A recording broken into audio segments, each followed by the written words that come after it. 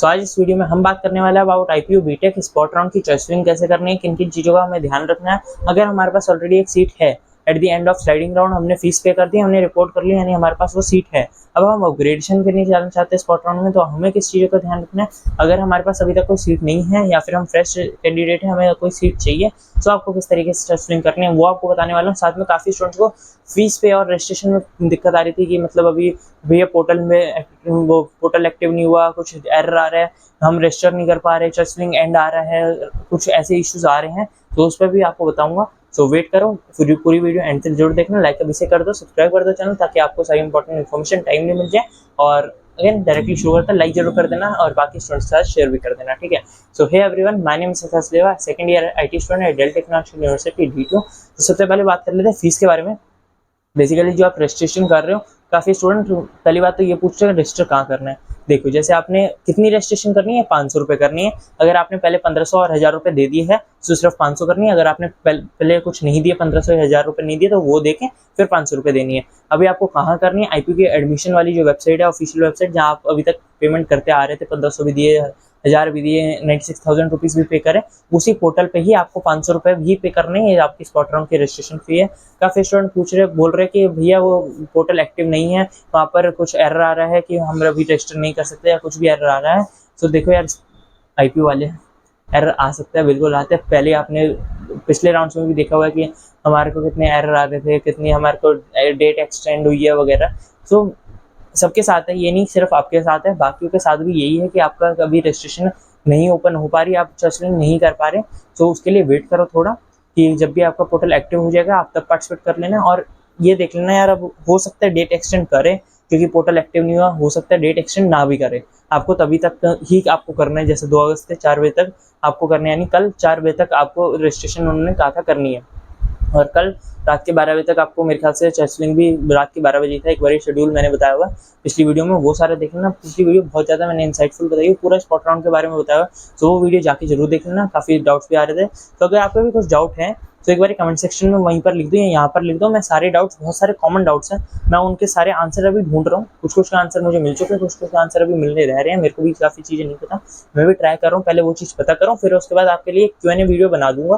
काफ़ी चीज़ें के डाउट है कि भैया रिपोर्टिंग में हमें दोबारा फीस पे करनी है, या फिर हमारे जो करेक्टर सर्टिफिकेट है वो उन्होंने पहले रख लिए थे, अब दोबारा कैसे मिलेंगे, हमें नया तो नहीं बनवाना। ये सारी चीज़ें सबके कॉमन डाउट्स है यार।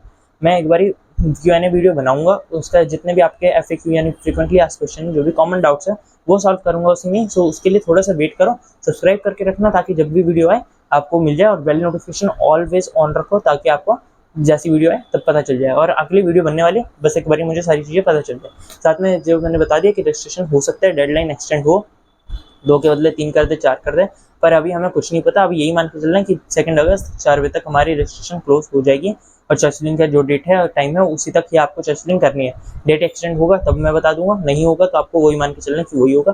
और जैसे पोर्टल खुलेगा बार बार चेक करते रहो, जब भी पोर्टल खुले आप कर लेना, ठीक है। इतना परेशान होने वाली बात नहीं, सबके साथ ही है। अब आगे बढ़ते हैं, चॉइसिंग कैसे करनी है।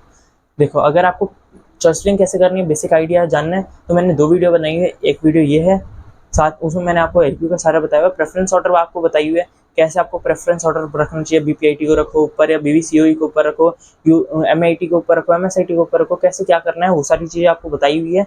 तो एक बार वो वाले प्रेफरेंस ऑर्डर जाके देख लेना। और अगर आपको कैसे चॉइसिंग करनी है वो इस वाली वीडियो में बताया हुआ है। ये 2 वीडियो जाके एक बार जरूर देख लो, आपको चॉइसिंग अच्छी तरह क्लियर हो जाएगी। बट ये वीडियो देखना क्यों जरूरी है, ये वीडियो में आपको बताने वाला हूँ, अगर आपके पास ऑलरेडी सीट है तो आपको क्या क्या मॉडिफिकेशन करना है। बेसिक आइडिया तो वो है, बट हमें कुछ कुछ चेंजेस करना है, कुछ कुछ चीज़ें का ध्यान रखना है, वो कैसे करना है। अगर हमारे पास कोई सीट नहीं है तो किस चीज़ का ध्यान रखना है, उसके लिए ये वीडियो बन रही है, ठीक है। बेसिकली अभी तक समझ आ गया होगा।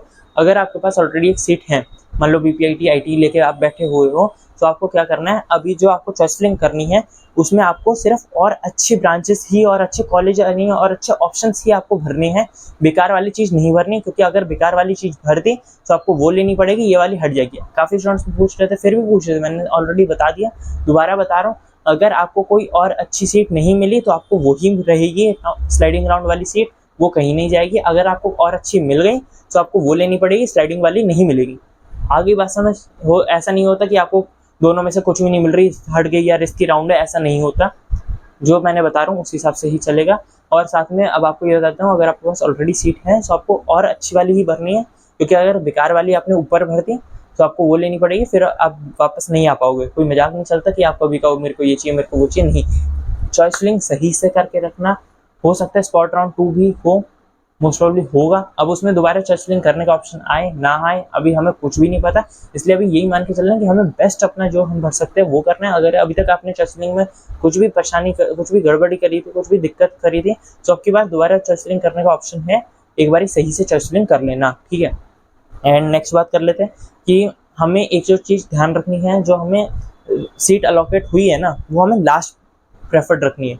बेसिकली क्या बताना चाह रहा हूँ, मान लो आपने 15 चॉइसेस भरी, ठीक है, और 15 चॉइसेस में से क्या करना है कि लास्ट जो 15 चॉइस है ना, हमें वो वाली भरनी है जो हमें ऑलरेडी मिली हुई है सीट। मान लो बीपीआईटी आईटी मिली हुई है, तो बीपीआईटी की आईटी हमने लास्ट प्रेफर्ड रख ली, उसके ऊपर जो भी हम रख सकते हैं बीपीआईटी सीएस, एमएआईटी आईटी, एमएसआईटी आईटी, जो भी हमने जिस तरीके से भी भरनी है वो भरेंगे।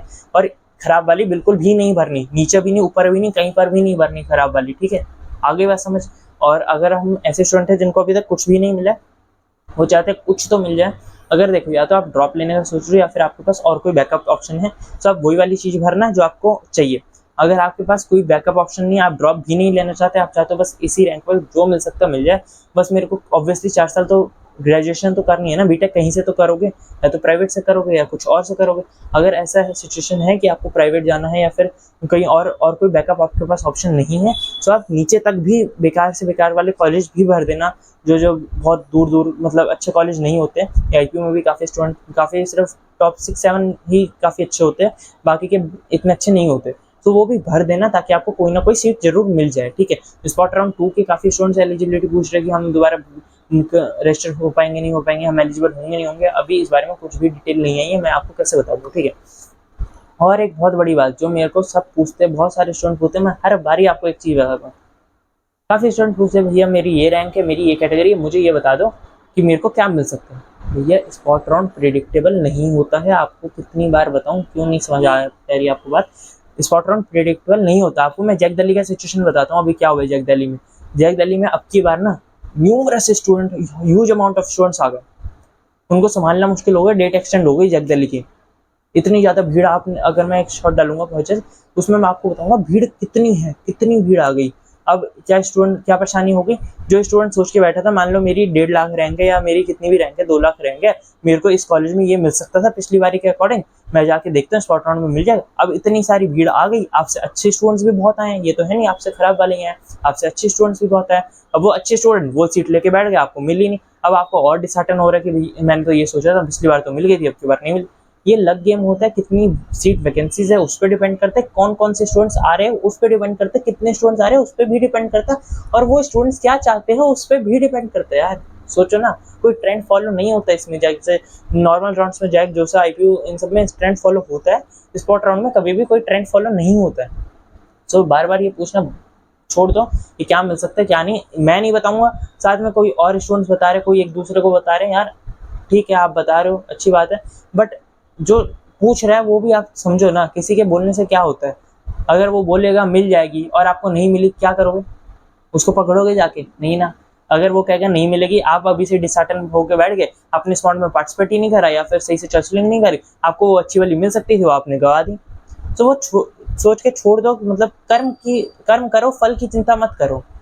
गीता का ज्ञान सुना है ना, कर्म करो, फल की चिंता मत करो कि मिल सकता है या नहीं मिल सकता। हमें अपना करना है, हमें चर्चलिंग करनी है, हमें रजिस्ट्रेशन करना है, जो हम कर सकते हैं वो कर सकते हैं, वो हमें वो चीज़ करनी है। हमें क्या मिल सकता है क्या नहीं, वो हम बात की बात है, ठीक है।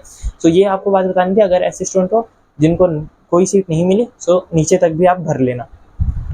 ये सारी आपको इंपॉर्टेंट बातें बतानी थी। फीस का जैसे वो ओपन हो जाएगा पोर्टल, आप फी पे कर देना, रजिस्ट्रेशन कर लेना, चर्चलिंग कर लेना। प्रेफरेंस ऑर्डर चाहिए कैसे भरना है वो आपको उन 2 वीडियो में मैंने आपको बताया, वो जाके 2 वीडियोस देख लेना, आपको डिस्क्रिप्शन में भी उसका लिंक मिल जाएगा। और साथ में बहुत सारे डाउट्स अभी है, अगर मैं सेम कॉलेज में अपग्रेड होता हूँ, क्या मुझे 5,000 रुपये देने हैं, मुझे दोबारा रिपोर्टिंग करनी है नहीं करनी, मैं दूसरी जगह जा रहा हूँ तो सर्टिफिकेट का क्या होगा, कोटा लग रहा है नहीं लग रहा है, ये सारे डाउट्स मुझे पता है आपके आए हैं। कुछ के देखो, जो डाउट्स कॉमन है वो मैं एक वीडियो में ही एंटरटेन करूंगा, कुछ अगर ऐसे डाउट है जो स्पेसिफिक है किसी के, तो मैं वहीं पर रिप्लाई कर रहा हूँ। अगर मैं आपको रिप्लाई नहीं कर रहा, तो ये मैं समझो कि मैं देख नहीं रहा या मुझे पता नहीं, मैं सब कुछ देख रहा हूँ, सारे कमेंट्स पढ़ता हूँ मैं। सो अगर मैं कमेंट पढ़ रहा हूँ यानी मुझे पता है आपका कमेंट आया हुआ, मैं आपको रिप्लाई दूंगा, एक वीडियो में दूंगा। पहले मुझे खुद श्योर होने दो कि क्या है। मैं आपको गलत इन्फॉर्मेशन नहीं देना चाहता।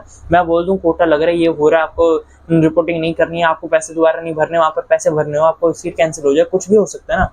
इसलिए जब तक मैं श्योर नहीं होऊंगा मैं वीडियो नहीं बना पाऊंगा। एक बार मुझे श्योर होने तो आईपीओ में भी मैंने हेल्पलाइन बहुत फ़ोन करे, कोई उठा नहीं रहा, सब कुछ हो रहा है। मैं अपनी तरफ से हर एक पॉसिबिलिटी ट्राई कर रहा हूँ, जो मैं कोशिश कर सकता हूँ मैं कर रहा हूँ। अभी ये सिर्फ मेरे साथ नहीं, ये मैं बाकी यूट्यूब में देख रहा हूँ, कहीं पर किसी के पास इतनी क्लैरिटी नहीं है, क्योंकि ऑब्वियसली क्लैरिटी तब होगी ना जब आईपीओ वाले अपने ऑफिशियल नोटिस में सही से बताएंगे। उन्होंने बस एक नोटिस निकाला हुआ, उसमें सही से बताया ही नहीं हुआ, यानी किसी को अभी समझ ही नहीं आ रहा क्या हो रहा है क्या नहीं। तो जितना आपको मैंने बताया हुआ है अभी उस हिसाब से चलो। मैंने ऑलरेडी एक वीडियो बताई हुई है, 17 मिनट की वीडियो है, उसमें सारी चीज़ें मैंने आपको सारे शेड्यूल बताया, साथ में इंपॉर्टेंट बातें बताई, वो जाके जरूर देख लेना अगर अभी तक नहीं देखी।